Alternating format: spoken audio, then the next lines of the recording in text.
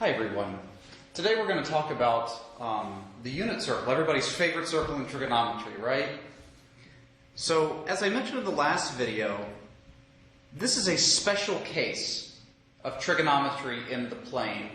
Namely, this is the case whenever r is equal to 1. And let's keep in mind, what was r again in the plane? R was the square root of x squared plus y squared.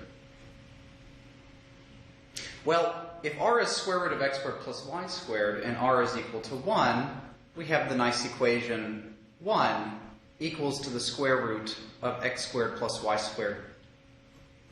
And now if we square both sides, we see that x squared plus y squared equals 1.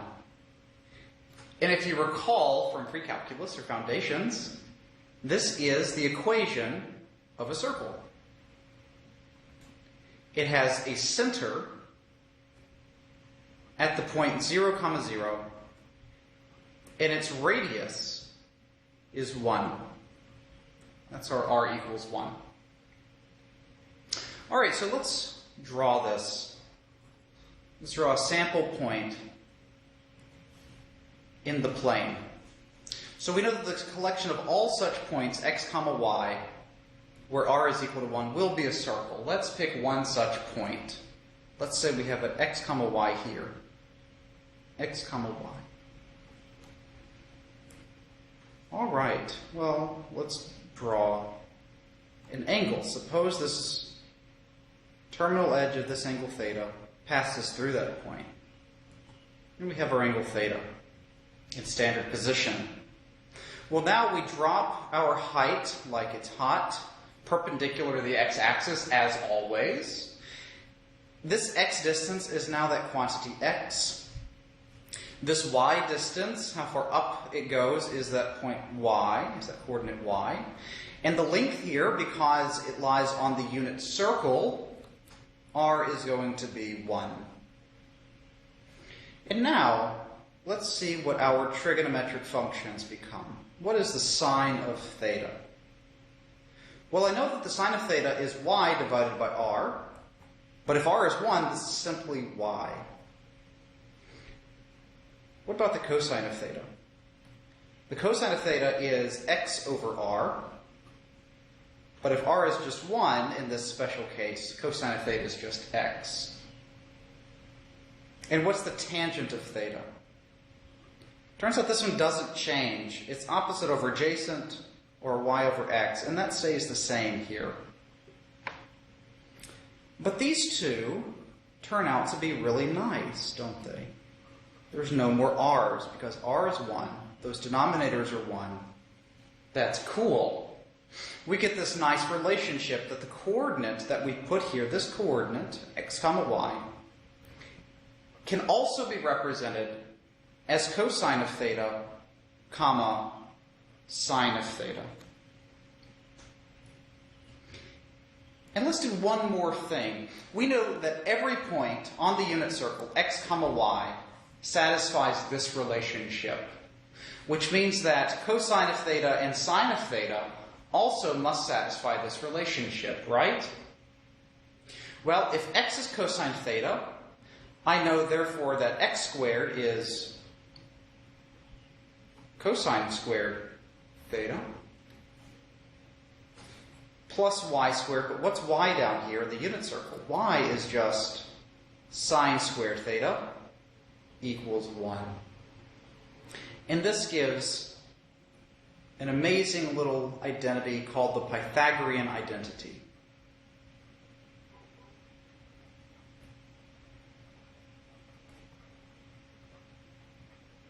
That's the Pythagorean identity. So let's just recap. We're working today in the special case where r is equal to 1, so the distance from the origin to our point x, y is just 1. We know that the set of all points will satisfy the equation x squared plus y squared equals 1. We know from our trigonometric ratios that sine of theta has to be y, just that y coordinate, and the cosine of theta has to be just the x coordinate. And by plugging everything in, we recover this really nice Pythagorean identity, which will be extremely useful for us, as we know. All right. Let's do some more recollecting before we jump right on into the unit circle. Let's recall from a couple of videos ago our special right triangles. So one of our really special right triangle is a 45, 45, 90. 45, 45, 90 right triangle. And again, the case that we're operating in is that the length of that hypotenuse is 1. The length of the hypotenuse from the origin to that point is 1. If the length of the hypotenuse is 1, this length has to be root 2 over 2. This length has to be root 2 over 2. And the other special right triangle was the 30, 60, 90 right triangle. Sorry about that. 30, 60. And if our hypotenuse is still 1, I know that the shortest side has to be half of that, and the middle side has to be square root of 3 times the shortest side, which is root 3 over 2. And let's recall, what is the sine of 30 degrees? And we can use our little triangles here. The sine of 30 degrees is going to be opposite over hypotenuse, which is 1/2. The cosine of 30 degrees is adjacent divided by the hypotenuse, which is root 3 over 2. The sine of 45 degrees is equal to, well, now we're over in this triangle, right? Sine of 45 is opposite over hypotenuse, which is root 2 over 2. And the cosine of 45 degrees is equal to, similarly, adjacent over hypotenuse, which is root 2 over 2. The sine of 60 degrees, well, for 60 degrees, we look at this angle up here. The sine is going to be the opposite divided by the hypotenuse, so that's root 3 divided by 2. And the cosine of 60 degrees is equal to 1/2. All right, so this is all that we need to jump right in. All right. And here is a blank unit circle that we're going to work on filling out right now. And I've posted these on Canvas for you, so you can pull this up, print it off yourselves, and play along if you want. So before we begin, let's start by filling in these angles. The ones with the dots are where we're going to put our degrees. The angle of a straight line on the positive x-axis is 0 degrees. And how many radians are there in 0 degrees? There are 0 radians, right? All right, let's go to this next angle. This next angle is up 30 degrees. And how many radians are in 30 degrees? And as I ask these questions, I hope that you are doing the recollecting yourself, and if you need to, pause the video, do the math, and figure it out. You don't need to rely on me for the answer. Pi over 6 radians, right? The next angle is 45 degrees. And how many radians are in 45 degrees? Pi over 4 radians. The next angle is 60 degrees. And how many radians are in 60 degrees? Pi over 3. And now that we're straight up, we're vertical on the positive y-axis, how many degrees do we have in this angle in standard position? That's 90 degrees. And how many radians do we have in 90 degrees? Pi over 2. And let's just pause right here and do a sanity check. If I am straight up, what fraction of the circle do I have here in standard position? I have 1/4 of the circle, right? Well, how many total radians do we have in the one entire revolution of the circle? I have 2 pi radians. So what's 1/4 times 2 pi. That's pi over 2 radians. Yeah? Let's see another way that we can get this. Here I've chopped it into pi over 6. This next little piece of pizza with those 2 little bits in it is another angle of pi over 6. I hope you see that. And this third one here, formed by these 2 slices, is another angle of pi over 6. So now I've traveled 1 pi over 6, 2 pi over 6, 3 pi over 6, and 3 pi over 6 is once again pi over 2. And learning how to count in pies is going to be a really important skill for us in this course. But let's keep going. So, as we just noted, the measure of this slice here is pi over 6, or 30 degrees. So what's 90 plus 30? That's 120 degrees. And what's pi over 2 plus another pi over 6? And if you do the math, that will be 2 pi over 3.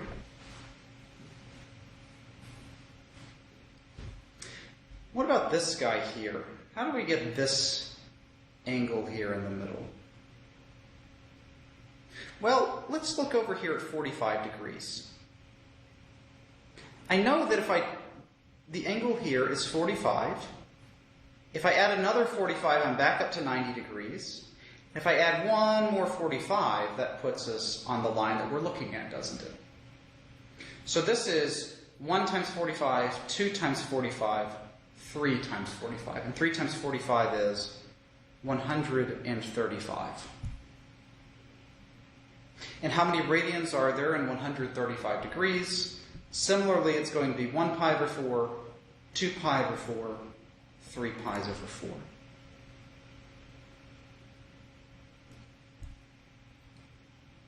For the next one, we're doing another multiple of 30. This is another 30-degree angle here. Hope everybody sees that. The angle from here to here is 30 degrees. And 120 degrees plus 30 degrees is 150 degrees. And 2 pi over 3 plus pi over 6, we're adding another pi over 6 in radian land, becomes 5 pi over 6.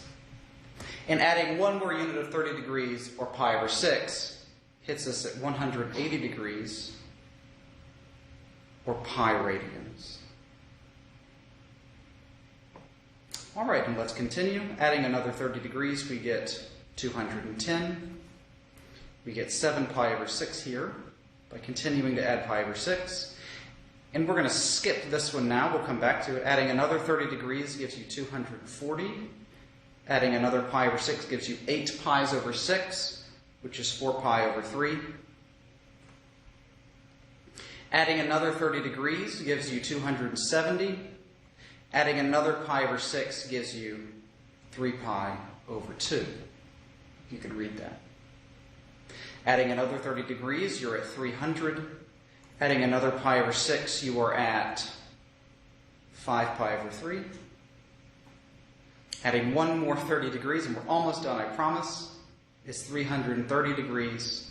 Adding one more pi over 6 is 11 pi over 6, if you do the fraction addition.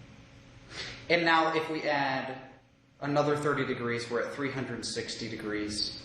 One more pi over 6 gives us 12 pi over 6, which is 2 pi. And this works because 0 degrees and 360 degrees are in fact coterminal. They share that same terminal edge on the positive x-axis, right? All right, so let's go back and fill in. We have 2 gaps here. What do I need to add to 180 degrees to give us this line here for this terminal angle? I need to add 45 degrees, don't I? 180 plus this 45 degree angle gives you 225 degrees. And pi radians plus pi over 4 radians gives you 5 pi over 4 radians for that angle. And what do I need to get this missing line here? Well, I need to add 45 degrees to this line. 270 plus 45 is 315. And 3 pi over 2 plus pi over 4 is 7 pi over 4. And now we have filled out all of the angles of the unit circle in both degrees and radians. And again, just to recap, it's important to be able to count in units of pi over 6, pi's over 4, pi over 3, and pi over 2. For instance, to count in pi's over 3, how do we get to 2 pi over 3? We can do it in a couple of ways. One way is to first travel pi over 3 radians, and then travel another pi over 3 radians, and then you're at 2 pi over 3. And as you do problems, you'll get better and better at this. All right, so now let's move on. Let's fill out these coordinates here. Let's recall from the work that we just did that the coordinate x comma y, all of these coordinates that you see on the unit circle, are also the coordinate given by cosine of theta, comma sine of theta. So let's start off with the easy ones. Let's look at this point here on the positive x-axis. How far are we out? We're out by 1, right? We're out by 1 radial distance. Full radius, we're out, which is length 1. And how far up or down are we off of the x-axis? Nothing. That coordinate is 1, 0. And what's cool is that we get something really nice out of here. What's the cosine of 0 degrees? That's 1. What's the sine of 0 degrees? That's 0. That's nice. We get that for free. All right, let's do the positive y-axis. Well, at this point here, how far up and down are we? How far up and down are we? We're up by 1, and the coordinate here is, well, we're not off the y-axis, so we're out by nothing, so the x-coordinate has to be 0, 0, 1. At this point here, we're 1 unit in the negative x direction. And how far up and down are we? Nothing, because we're on the x-axis. And one more axis, the negative y-axis. We're down by 1, so that y value is negative 1 here. And we're out by nothing, that x-coordinate is 0. So we get 0, negative 1 for that coordinate. All right, let's go back and fill in the rest of it. For this, we'll need some triangles for the first quadrant. And now, let's draw a nice little triangle. And of course, I'm going to draw the height. I hope you can see that. All right. Well, this angle is 30 degrees, isn't it? What do I know about the x-coordinate in our 30-degree angle? So look back at your triangle that we drew on the previous slide. This x-coordinate was square root of 3 over 2. And the y-coordinate, the sine of theta, right, the sine of 30, was 1/2. That's kind of cool.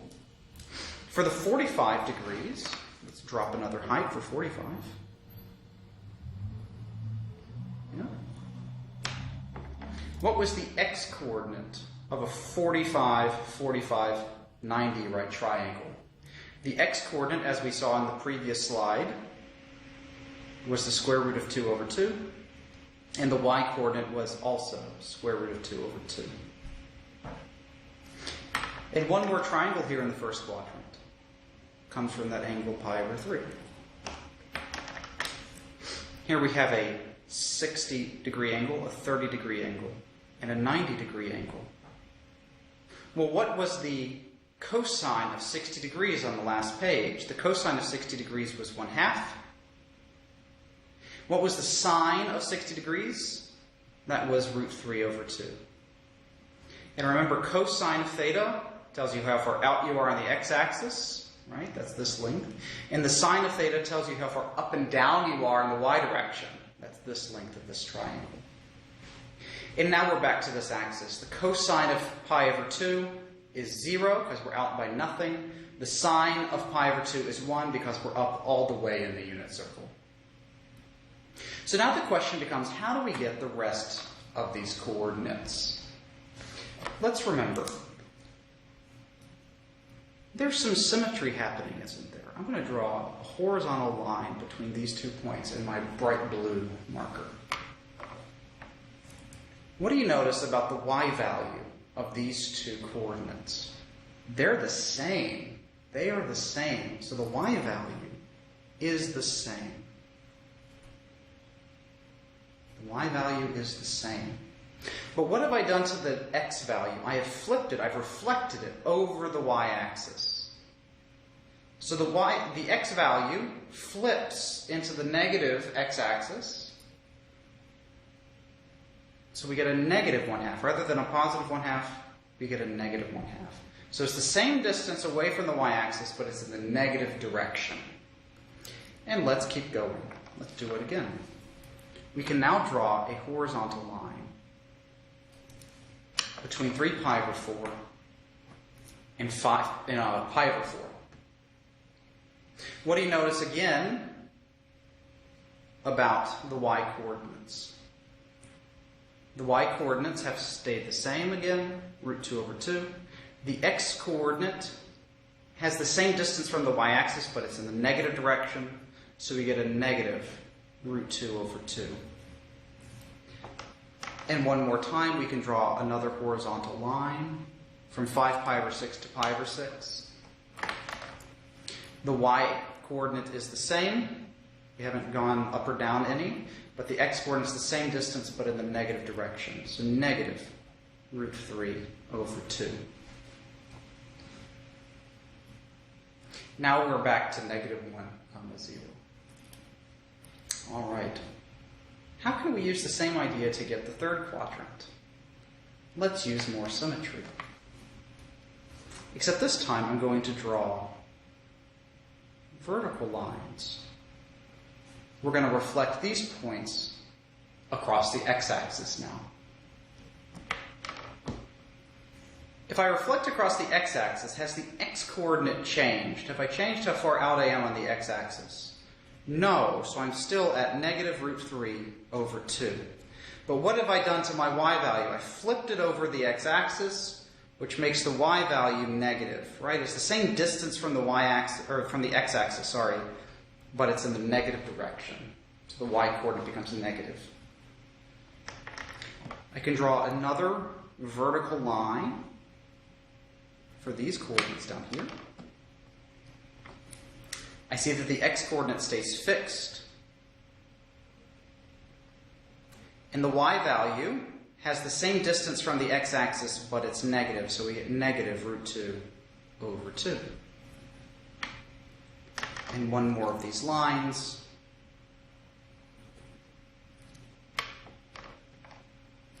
We see that at 4 pi over 3, the x value stays the same as always, and the y value has the same distance from the x-axis, but it's negative.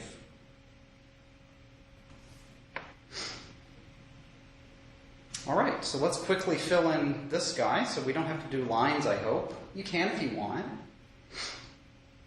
If I look at 5 pi over 3, I know it's going to have the same y-coordinate as this guy, so we get a negative root 3 over 2. The x value will become positive because we're now in the positive x-axis here. So that's positive 1/2. At 7 pi over 4, the y value is the same as 5 pi over 4 because we're below the x-axis. So it's negative root 2 over 2. And the x-coordinate is now positive because we're in the positive x-axis over here. So we get positive root 2 over 2. And at 11 pi over 6, y is still negative 1/2. And the x-coordinate is root 3 over 2. All right. I hope everybody sees where these values come from. All that they are the side links from the special right triangles, the 45, 45, 90 right triangles, and the 30, 60, 90 right triangles. And we use the 30, 60, 90 right triangles here and in this triangle up here. All right. So let's do some examples.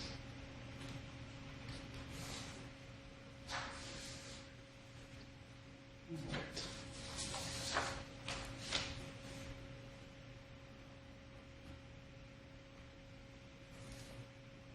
Bring that down. Okay. What is the sine of pi over 2? And in all of these examples, you might want to pause the video and solve it yourself. Well, let's remember visually the sine of pi over 2. Pi over 2 is vertical in the positive y-axis. Sine is the y-coordinate, so it tells you how far up you are, right? How far up are you on the positive y-axis? You're up all the way. So the sine of pi over 2, that y-coordinate there is 1. Let's do another example. What's the cosine of negative pi? Well, for negative pi, we can start our angle in the positive x, on the positive x-axis, and now we rotate negative pi radians. And how far are we on the x-axis? We're in the negative direction all the way out by 1, so that our cosine is negative 1. Yeah. You could also have computed this by doing coterminal angles. I know that pi is coterminal to negative pi. So cosine of negative pi has to be the same as the cosine of pi, which is still negative 1 by our unit circle, right? All right, let's do another example. What is the tangent of 3 pi divided by 2? Well, the tangent, to compute tangent, I need to do sine over cosine, don't I? I need sine of 3 pi over 2 divided by the cosine of 3 pi over 2. The sine of 3 pi over 2 is negative 1. And the cosine of 3 pi over 2 is 0. So this is undefined. It's undefined. You can't divide by 0. Let's do another example. What is the secant of negative pi over 4? Well, to compute secant, we need to compute 1 divided by cosine of negative pi over 4.